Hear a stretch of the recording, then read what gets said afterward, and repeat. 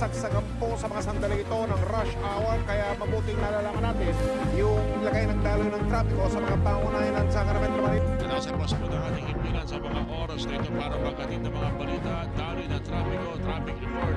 Ihatid po yan ni Paring Mountain. Ang report mula sa ating mga Super Radio reporter, alamin natin muna daloy ng trapiko.